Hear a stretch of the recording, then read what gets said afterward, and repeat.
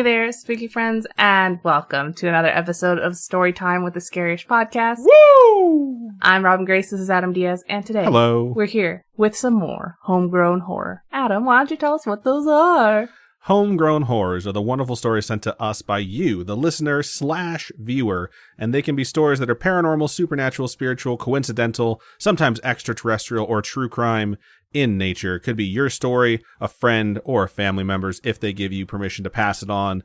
We would love to hear it. We will read it on the show if given permission. Robin, for folks who have a story like that they would like to send, where can they send it? You can email us, storytime@scariest.com. You can also go to our website, scariest.com. There's a contact us page. You fill out all that fun stuff, and it gets sent to us that way. You can also contact us on our social media, Instagram, Twitter, Facebook, the main ones. All those fun ones. Yeah. So why don't we get into the first one here? The first story, its subject is Homegrown Horror Condo. Interesting. I think we've had emails from this person before, and I'm excited. So this one is, I guess, titled like Condo Trilogy. It says, "Hello, spooked friends. I hope you guys are spooked." Hello. John from Texas with the third story from my time at the condo. So Condo 3, the condoing. That's good. Thank you. That came right off my dome piece. I thought it was in the email. This one isn't supernatural or about a ghost, but more about how creepy one human being can be. All right, rude, but all right, we'll go with it. Okay, so I saved talking about the 13th floor until now. Adam was right when he said there is only 12 floors. The elevator will take you to the 13th floor, but it's just an empty hallway with junk and clutter. So there you go. It's so stupid. It's just a breeding ground for paranormal activity to have a 13th floor and have it empty. So when I started working there at night, I met a lady named Rose, who would drive in and was taking care of a resident, Mrs. Stevens, on the 12th floor. She was super nice and told me that she would stay with the resident as a caretaker a few nights out of the week, and then on those nights, she would send food our way. Free food was nice, so it became a rule to always be nice and respectful to her. One night, I saw her drive out with an old lady, and she introduced me to Kathy, so I now had a face to go with the resident.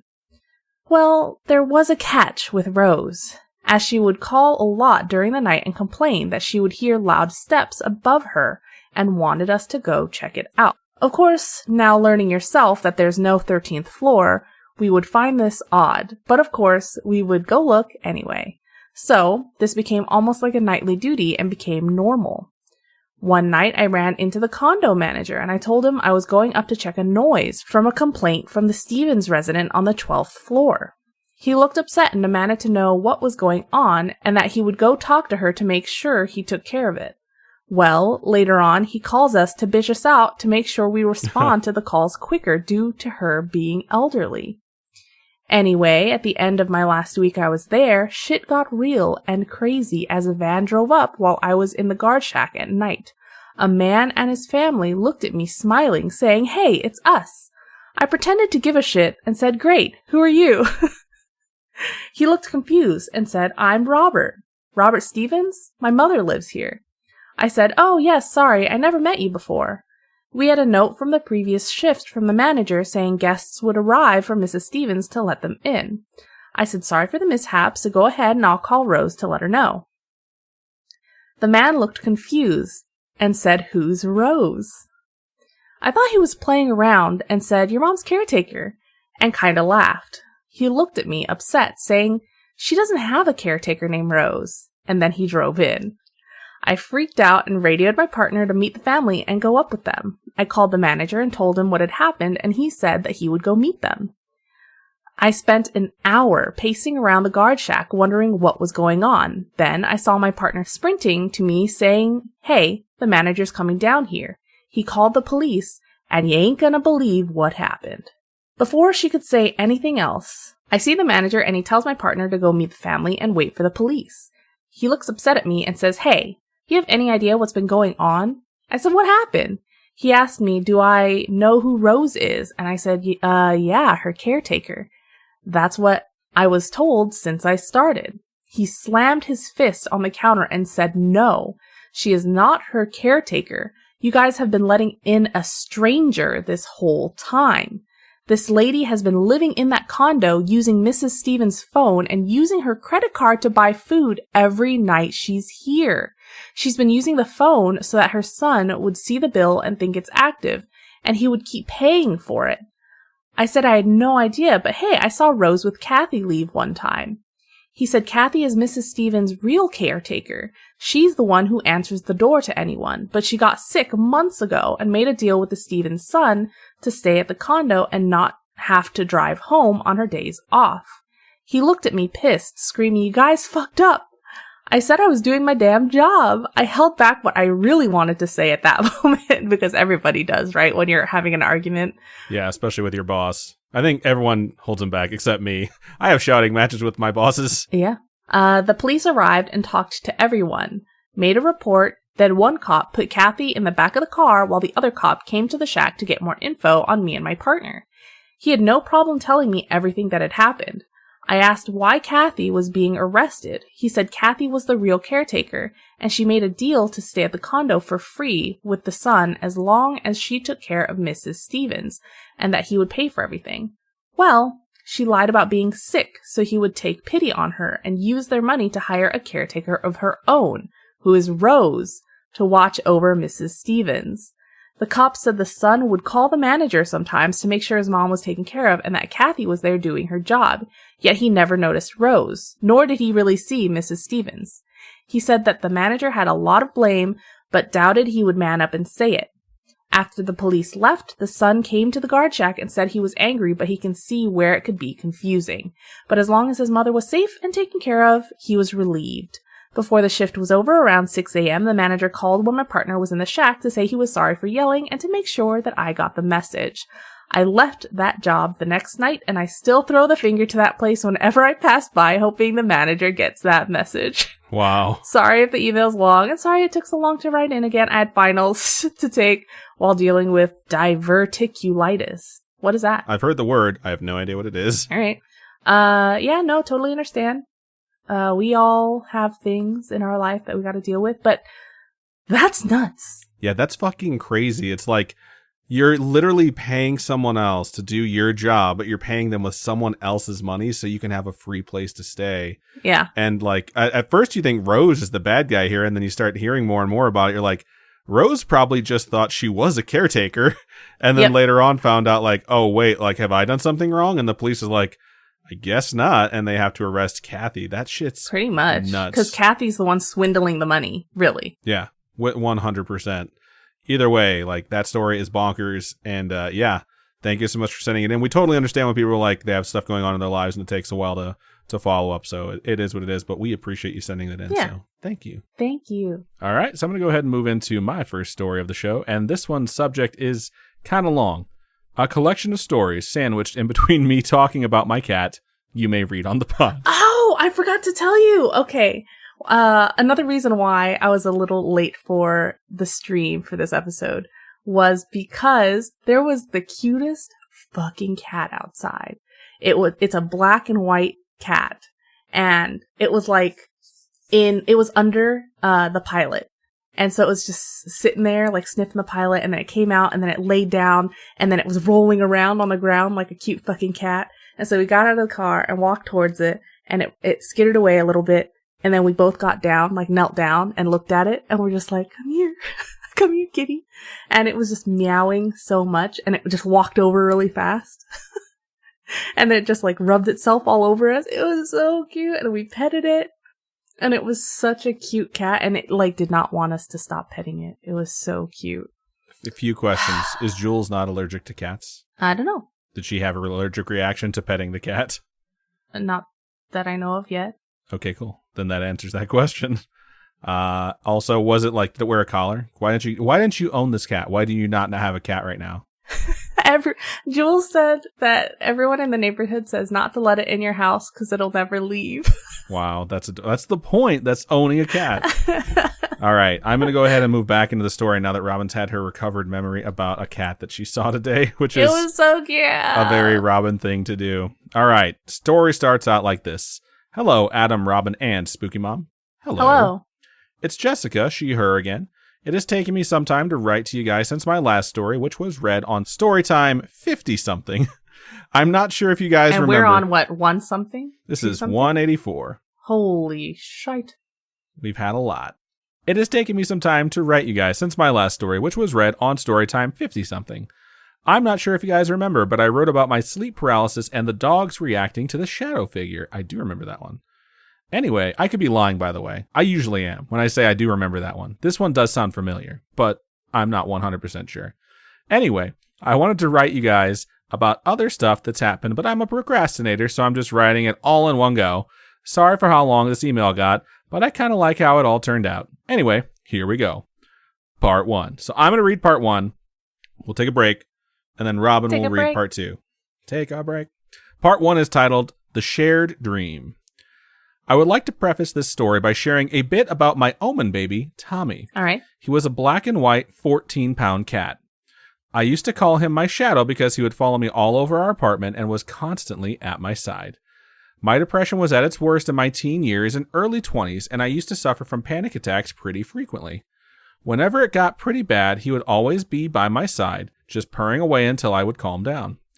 He would come rushing to anyone on our family's side to be a sense of comfort when we needed him, including our other cat, Cherry. Tom and Cherry are the cat's names. That's adorable. O.M. That's genius. In 2017, Tommy died from stomach cancer. That's so sad. Yeah, it is. His passing left a big hole in our family, and it took a while for all of us to be somewhat okay. Now on to the story. The beginning of 2019 was a particularly bad experience for me. I had been working for a laboratory, if that's how you want to call it, in Orange County, California, that was showing all the signs of a company on the brink of closing down. My lab manager jumped ship to another laboratory, taking a few of us with her. This new job seemed like a great start until they made us work for no pay. Never work for no pay. Yeah. We had been lied to about the financial status of the lab. We were told that despite the fact that the lab was currently not running patient samples, in parentheses because they had epically failed their lab inspection, they were in good financial standing and would be able to pay our wages. It took almost no time for some of us to have checks bounce or not get paid at all. In the end, the California Labor Board was called, and we, including my lab manager, were slowly let go. Due to the drastic increase in stress, my depression slowly creeped its ugly head back, and I started to develop cyclical vomiting at the end/beginning of every month while I tried to desperately look for a job. I'm going to go ahead and put a side note in here. When Spooky Mom edited this story, she was so happy when she read that part because I'm a person, and I think a lot of people are the kind of people that when you're stressed, you stress eat. You eat your feelings. You just sort of like find comfort in that. Spooky Mom is one of the people that has cyclical vomiting, which is where if you have something in your stomach while you're stressed, you will puke. So like she had an incident that happened when I was younger that had her under a ton of stress, and she like basically couldn't eat because she was hungry, but she knew if she ate, she was going to throw up. Anyways, getting back into the story. On one of those jobless days, I decided that I wanted to lie down on my parents' bed before I got up to spend the day perusing through the internet on a job hunt. Their bed was bigger than mine, and I was feeling extra down that day. I waited until I heard my mom leave for work, and I slipped into my parents' room. My dad was already gone, and I decided to lie down on my mom's side of the bed. I ended up falling asleep and having a very vivid dream of Tommy. In the dream, I was laying on my parents' bed in the same spot I was in the waking world. Tommy was running around playing with Cherry just like they used to. I could hear the pitter-patter of their claws on our wooden floors. They stopped playing, and Tommy jumped on the bed on my dad's side to my right.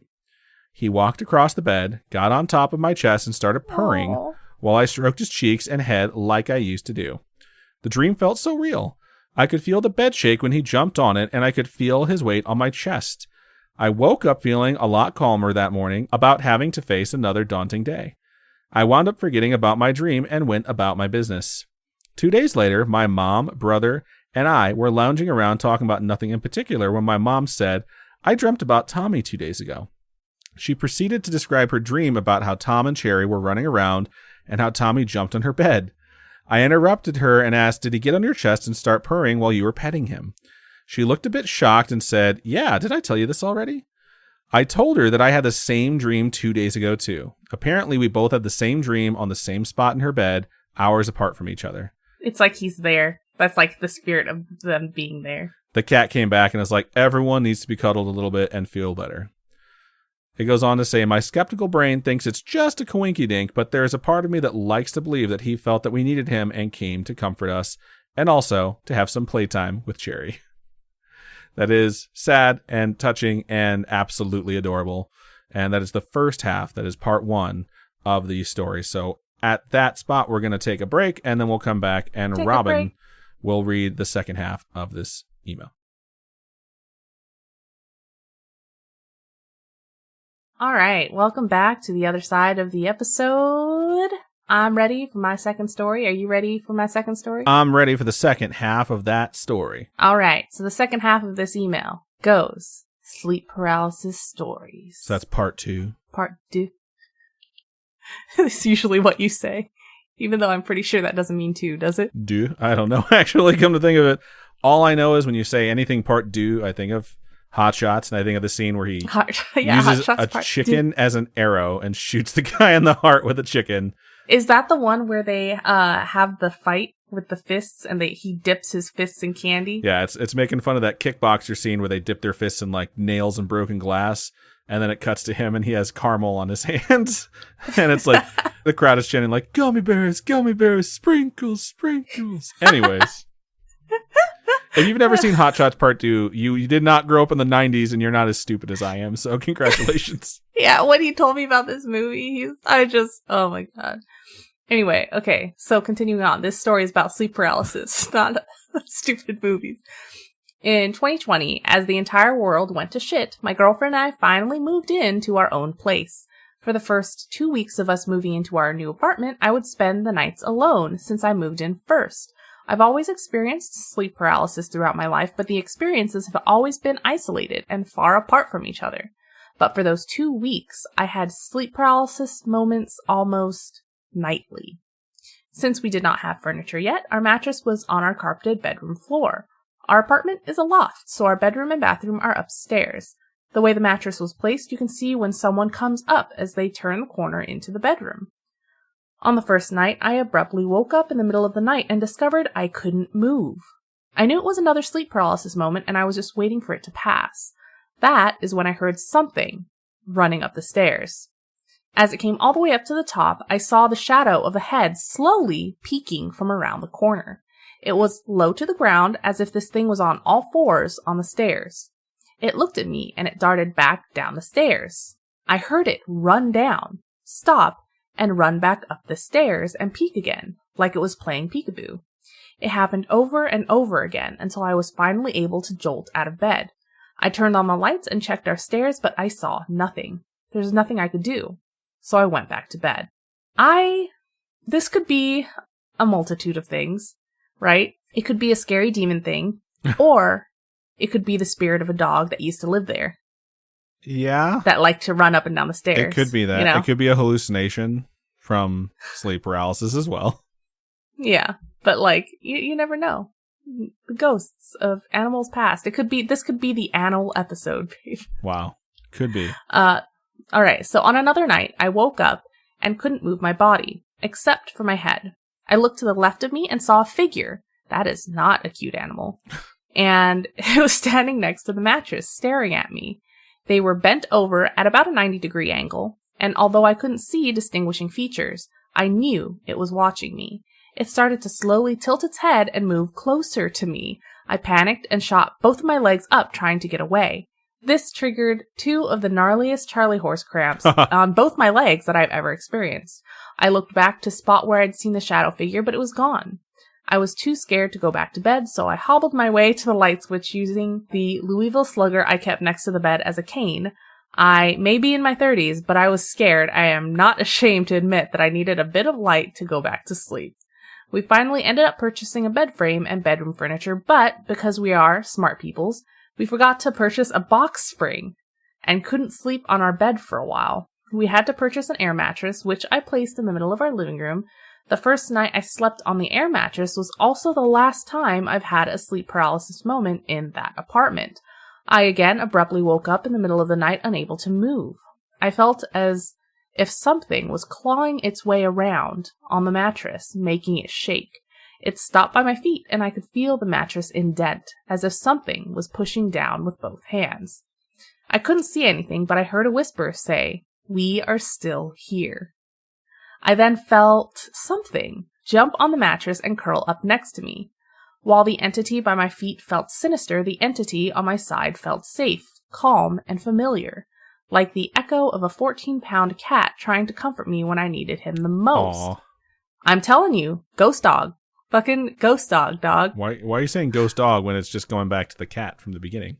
No, the running up and down the stairs thing could be a dog. Oh, you're still going with that one thing was a dog. Yeah. Ghost dog. Almost immediately, the darkness at my feet began to disperse. The weight at my sides stayed a bit longer. Though I couldn't see anything, I could feel the blanket being pulled by what assumed was Tommy's weight. I don't remember when I fell asleep, nor when I was able to move again, but I woke up the next morning thinking of my tomcat and how much I missed him. Since that night, I haven't experienced another sleep paralysis episode. Anyway, I'm sorry if this got too long and dragged out. I tend to ramble. Thanks for all the hard work that you all do for this podcast, and thank you, Spooky Mom, for reading and correcting any mistakes I've made. Thank you so much for your stories. I totally think maybe it is a cat, but like to me, our dog just runs up and down the stairs. Like she runs up, stops, looks around, and then goes back down, and then runs back up. She's really weird. But it sounds like your guardian angel took the form of your kitty cat that was able to stay with you for as long as it did. And now that it's passed on, it's still hanging around and it's making sure it's there for all the moments that you need it. And I think that is pretty awesome. And thank you for sharing that story with us. Cute. All right, so I'm going to move into the last one of the show. This one is short, but we want to make sure we read the stuff that's sent to us.